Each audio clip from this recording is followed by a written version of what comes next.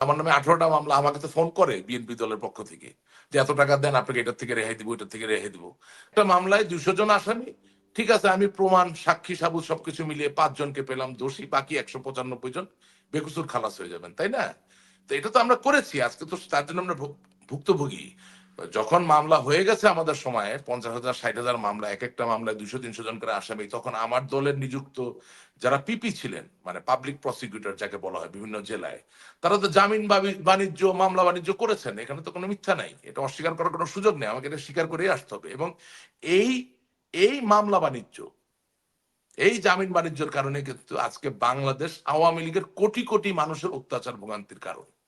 কারণ আপনি যখন জামাত বা বিএনপি বা অন্য কোনো দলের কোনো লোককে ডজন খানেক মামলা দিয়ে দিনের পর দিন তার বাড়ির বাইরে রাখবেন, তাকে জমি বিক্রি করাবেন, ঘর বিক্রি করাবেন, ব্যবসা বাণিজ্য শেষ করবেন, তখন সে যখন সুযোগ পাবে তখন তো সে আপনাকে ফুল দিয়ে বরণ করবে না, তখন তো সে আপনাকে মিষ্টি খাওয়াবে না, তখন সে একইভাবে আপনার নামে মিথ্যা মামলা দিবে, সে আপনাকে অত্যাচার করবে, আপনাকে একইভাবে পিটাবে, মারবে, এবং সেও চাবে আপনি আপনার জমি জমা ঘর বাড়ি বিক্রি করে ফেলেন। 15 মাস ধরে ইউনুস ইউনুস করলাম, এবং ইউনুসের অত্যাচার নির্যাতন নিষ্পেষণের বিরুদ্ধে আমি আন্দোলন করলাম। এখন সে যখন চলে যাবে ঠিক নির্বাচনের পর পর, এক মুহূর্ত দেরি করবে না, নির্বাচন হবে, প্রধানমন্ত্রীর দায়িত্ব দিবে, করমর্দন করবে, এবং আমার বিশ্বাস সাথে সাথে চলে যাবে। এবং চলে যাওয়ার পরে তখন আমরা কি নিয়ে আন্দোলন করব? তখন এই নির্যাতন নিষ্পেষণের অংশীদারটা কি হবে? তখন কি নতুন করে আমরা কাউকে এর অংশীদার বানাবো? এটা আমার একটা প্রশ্ন, এটা আমার মাথায় ঘুরে।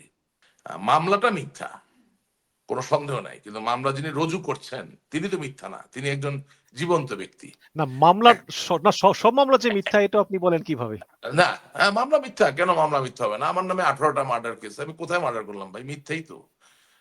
আমি যেটা সত্য সেটাকে সেটাকে না মানে বলছি না। মানে মানে শুনেন, সব তো আর মিথ্যা না না। না না, সব কেন হবে? অবশ্যই খুনি ডাকাত চোর ধর্ষণকারী তো বিএনপিতে আছে, আওয়ামী লীগে আছে, জামাতে, সব জায়গায় আছে। যে ইউনুস যখন চলে যাবে তখন এই মামলাকারীরা তারা কি ইউনুসের লোক হিসেবে পরিচিত হবে, নাকি তারা বিএনপি এবং জামাত বা আমাদের বিরোধী যে রাজনৈতিক শক্তি তাদের লোক হিসেবে পরিচিত হবে?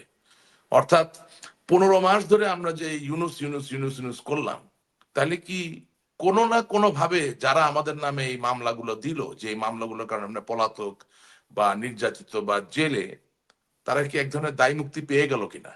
নির্বাচন ঘনিয়ে আসতেছে, ফেব্রুয়ারির প্রথমার্ধে নির্বাচন হবে এবং সেখানে যতটুকু আমরা বুঝি যে যে বিএনপি এবং জামাত ইসলাম অংশ নিবে এবং সেখানে আওয়ামী লীগকে অংশগ্রহণ করতে দেওয়া হবে না। ইতিমধ্যেই মানবাধিকার লঙ্ঘনের অভিযোগে শেখ হাসিনার মৃত্যুদণ্ড হয়েছে এবং প্লাস পূর্বাচলে রাজধানী উন্নয়ন কর্তৃপক্ষের প্লট বরাদ্দ নেওয়ার অভিযোগে শেখ হাসিনাকে 21 বছর, পুতুলকে জয়কে 5 বছর করে কারাদণ্ড দেওয়া হয়েছে, এমনকি শেখ রেহানাকে কারাদণ্ড দেওয়া হয়েছে।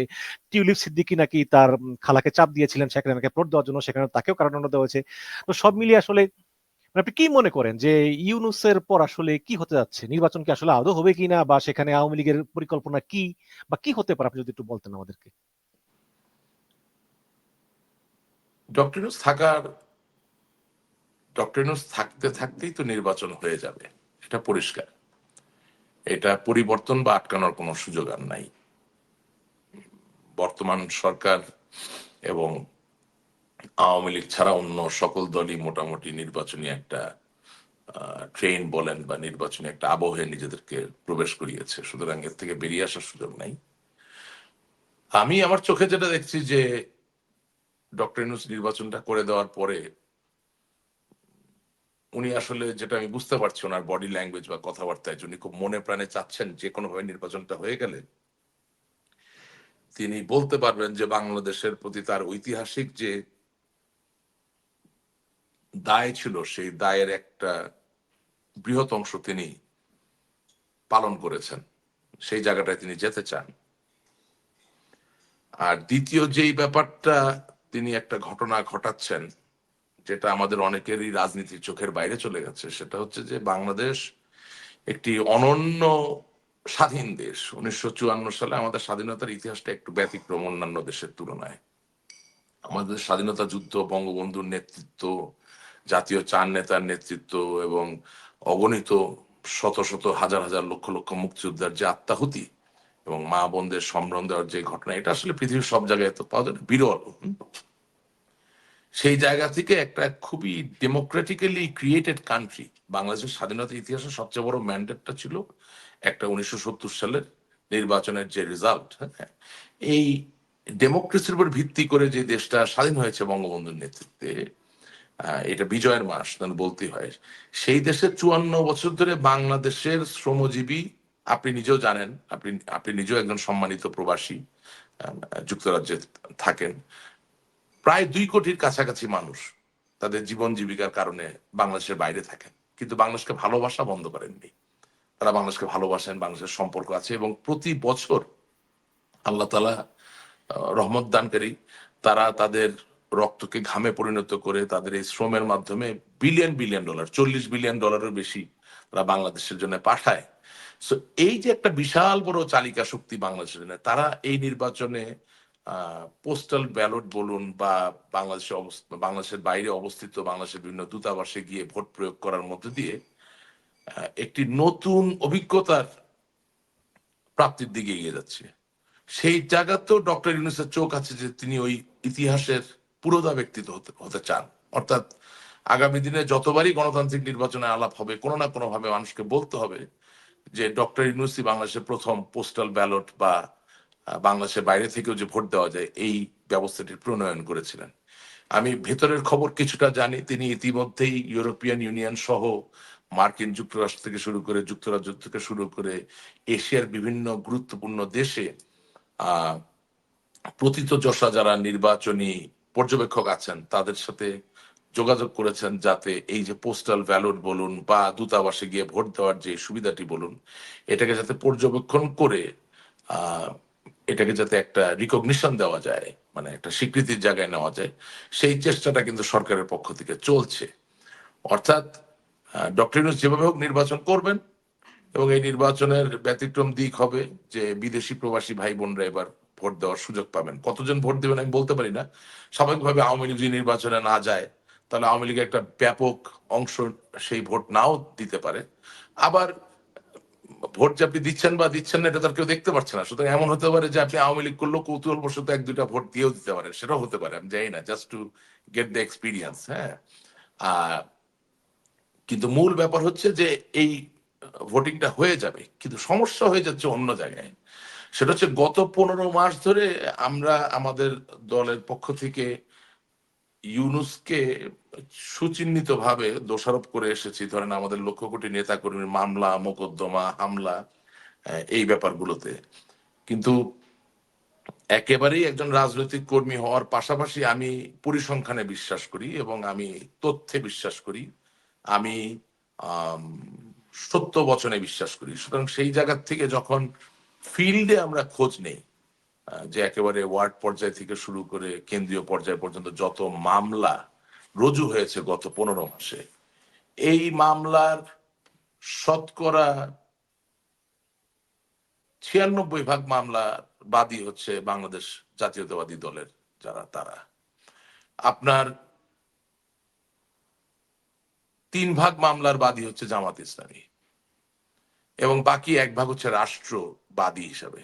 এবং আমি খুব সুনিপুণ ভাবে খোঁজ করে দেখেছি যে বিএনপির পক্ষ থেকে যেই বাদী তার রুজু করা মামলায় যখন আওয়ামী লীগের কোনো নেতা বা কর্মী গ্রেপ্তার হয়েছেন, সেই গ্রেপ্তার হওয়ার পরে দেখা গেছে যে হয়তো একজন ব্যক্তির নামে 10টা মামলা, সেখানে সরকার বাদী হয়ে আরেকটি মামলা যুক্ত হয়েছে। আবার জামাত ইসলামী যে মামলায় বাদী ছিলেন, সেই মামলায় কেউ গ্রেপ্তার হওয়ার পরে দেখা গেছে তাকে থানায় নেওয়া হলো এবং দেখা গেল তার নামে 5টা বা 6টা মিথ্যা মামলা, সেখানে আরো একটি সরকারি ভাবে মানে সরকার বাদী হয়ে একটা মামলা যুক্ত হয়েছে। এখন আপনাকে এই কথাটা আমি বললাম এই কারণে যে ইউনূস যখন চলে যাবে, তখন এই মামলাকারীরা তারা কি ইউনূসের লোক হিসেবে পরিচিত হবে, নাকি তারা বিএনপি এবং জামাত বা আমাদের বিরোধী যে রাজনৈতিক শক্তি তাদের লোক হিসেবে পরিচিত হবে? অর্থাৎ 15 মাস ধরে আমরা যে ইউনূস ইউনূস ইউনূস ইউনূস করলাম, তাহলে কি কোনো না কোনো ভাবে যারা আমাদের নামে এই মামলাগুলো দিল, যে এই মামলাগুলোর কারণে আমরা পলাতক বা নির্যাতিত বা জেলে, তারা কি এক ধরনের দায় মুক্তি পেয়ে গেল কিনা, এটা একটা চিন্তা করার বিষয় আছে। কারণ নাম্বার তো আর মিথ্যা বলে না। হ্যাঁ, মামলাটা মিথ্যা, কোনো সন্দেহ নাই, কিন্তু মামলা যিনি রুজু করছেন তিনি তো মিথ্যা না, তিনি একজন জীবন্ত ব্যক্তি। না মামলার না সব মামলা যে মিথ্যা এটা আপনি বলেন কিভাবে? না, মামলা মিথ্যা কেন? মামলা মিথ্যা হবে না? আমার নামে 18টা মার্ডার কেস, আমি কোথায় মার্ডার করলাম ভাই? মিথ্যেই তো। আমি যেটা সত্য সেটাকে মানে সেটাকে না মানে বলছি না। মানে মানে শুনেন, সব তো আর মিথ্যা না না? না না, সব কেন হবে? অবশ্যই খুনি, ডাকাত, চোর, ধর্ষণকারী তো বিএনপিতে আছে, আওয়ামী লীগে আছে, জামাতে, সব জায়গায় আছে। বল্লাতকারী আছে না জামাতে? আছে, সবই আছে। যেটা সত্য এটা সত্য, এটা তো আমি এখানে আনছি না, অসুবিধা নেই। যিনি সত্যকার অপরাধী, আপনিও যেমন তার বিচার চান, আমিও তার বিচার চাই। বিশ্বাস করেন আমি এর বাইরে না। কোনো অপরাধী বেঁচে যাকে আমি চাই না। আমি বলছি কাদের কথা, এটা আপনি বুঝতে পারছেন আমি কাদের কথা বলছি। এখন ধরেন, কোথায় কোন ওয়ার্ডে রহমত মিয়া, উনি ওয়ার্ড আওয়ামী লীগের সভাপতি, তিনি ভাই শেখ হাসিনার সাথে আপনি কি গণহত্যার ভিতরে আসামি বানাইলেন? আপনি এটার কি সত্য বলতে চাচ্ছেন? আমি তো বুঝে পাই না। হ্যাঁ, আপনি কি মনে অথবা করেন যে এখানে মামলা বাণিজ্য হচ্ছে? মাস্ট, আমি মনে করবো কেন? এটা তো সবাই জানে মামলা বাণিজ্য তো হচ্ছেই। মামলা বাণিজ্য আমাদের সময় হয়েছে, আমি আপনাকে বলেছি তো, আপনার অনুষ্ঠানে বলেছি যে যখন 2013 সালের 14 সালে 15 সালের যে পেট্রোল বোমার যে নাশকতা যখন হয়েছে, তখন কি হয়েছে? নাশকতা হলে তো মামলা হবে, কোনো অসুবিধা নেই, মামলা হতে পারে। মামলা হলে তদন্ত হবে, তদন্ত হলে চার্জশিট তৈরি হবে, চার্জশিট আদালতে যাবে, আদালত দ্রুততার সাথে বিচার করে রায় দিয়ে দিবেন। তার মানে একটা মামলায় 200 জন আসামি, ঠিক আছে, আমি প্রমাণ, সাক্ষী, সাবুত সবকিছু মিলিয়ে 5 জনকে পেলাম দোষী, বাকি 195 জন বেকসুর খালাস হয়ে যাবেন, তাই না? তো এটা তো আমরা করেছি, আজকে তো তার জন্য আমরা ভুক্তভোগী। যখন মামলা হয়ে গেছে আমাদের সময়ে 50,000 60,000 মামলা, এক একটা মামলায় 200-300 জন করে আসামি, তখন আমার দলের নিযুক্ত যারা পিপি ছিলেন, মানে পাবলিক প্রসিকিউটর যাকে বলা হয় বিভিন্ন জেলায়, তারা তো জামিন বাণিজ্য, মামলা বাণিজ্য করেছেন। এখানে তো কোনো মিথ্যা নাই, এটা অস্বীকার করার কোনো সুযোগ নেই, আমাকে এটা স্বীকার করেই আসতে হবে। এবং এই এই মামলা বাণিজ্য, এই জামিন বাণিজ্যের কারণে কিন্তু আজকে বাংলাদেশ আওয়ামী লীগের কোটি কোটি মানুষের অত্যাচার ভোগান্তির কারণ। কারণ আপনি যখন জামাত বা বিএনপি বা অন্য কোনো দলের কোনো লোককে ডজন খানেক মামলা দিয়ে দিনের পর দিন তার বাড়ির বাইরে রাখবেন, তাকে জমি বিক্রি করাবেন, ঘর বিক্রি করাবেন, ব্যবসা বাণিজ্য শেষ করবেন, তখন সে যখন সুযোগ পাবে তখন তো সে আপনাকে ফুল দিয়ে বরণ করবে না, তখন তো সে আপনাকে মিষ্টি খাওয়াবে না, তখন সে একইভাবে আপনার নামে মিথ্যা মামলা দিবে, সে আপনাকে অত্যাচার করবে, আপনাকে একইভাবে পিটাবে, মারবে, এবং সেও চাবে আপনি আপনার জমি জমা ঘর বাড়ি বিক্রি করে ফেলেন। সো এখানে আইজ্যাক নিউটনের গতি তত্ত্বের যে একটা অংশ, যে every action has its equal and opposite reaction, কিছুটা সেটা বাস্তবতায় পরিলক্ষিত হচ্ছে। যদিও খুব মানবিক একটা ঘটনা, মনুষ্য একটা ঘটনা, কিন্তু পদার্থবিদ্যার এই তত্ত্বের বাস্তবতা এখানেও বিরাজমান। তা আমি আপনাকে যেটা বলতে চাচ্ছি, এখনো তাই হচ্ছে। আপনি আম, আমি তো নাম ধরে বলবো না, এমনকি বাংলাদেশ আওয়ামী লীগের সাবেক অনেক মন্ত্রী যারা জেলে আছেন, তারা পর্যন্ত টাকা দিয়ে তাদের নামে যে হত্যা মামলা করা হয়েছে, সেগুলো মামলার এফিডেভিট করাতে হয়েছে, সেগুলো মামলার কি বলে যে এগুলো যে মিথ্যা, সেগুলো প্রমাণ করার জন্য ব্যবস্থা গ্রহণ করতে হচ্ছে। হ্যাঁ, এবং টাকাটা তো কেউ একজন খাচ্ছে, শুধু তাই না। আমি আপনাকে যেটা বললাম যে আমার নামে 18টা মামলা, আমাকে তো ফোন করে বিএনপি দলের পক্ষ থেকে যে এত টাকা দেন, আপনাকে এটার থেকে রেহাই দিব, এটার থেকে রেহাই দিব। তো আমি তো জেনে শুনেই কথা বলছি। মামলা বাণিজ্য চলছে, এখন সমস্যা হচ্ছে যে ইউনুস তো চলে যাবে। তো ইউনুস চলে গেলেও মামলা তো থেকে যাবে। না, আপনাদের আপনাদের না অনেকেরই ধারণা যে না ইউনূস চলে গেলে বিএনপি এলে আপনাদের মামলাগুলো আস্তে আস্তে উঠিয়ে নেওয়া হবে। এটা অনেক আওয়ামী লীগের নেতাদের ধারণা। না, সেটা ইউনুস চলে গেলে আর বিএনপি চলে এলে কেন? সেটা তো যদি ইউনুস 100 বছরও থাকে, তারপরেও তো মামলা এক সময় না এক সময় উঠে যাবে, সেটা তো অন্য কথা। কিছু বাস্তবতা আছে যেগুলোর সাথে ইউনুস আর বিএনপির কোনো সম্পর্ক নেই, এটা হবেই।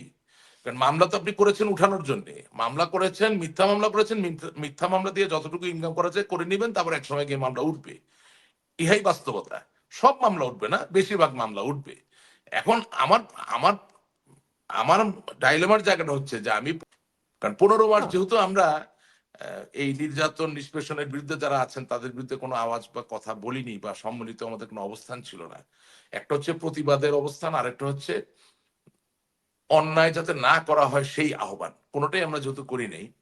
ইউনুস চলে যাওয়ার পরে কি হবে, এটা একটা বড় প্রশ্ন।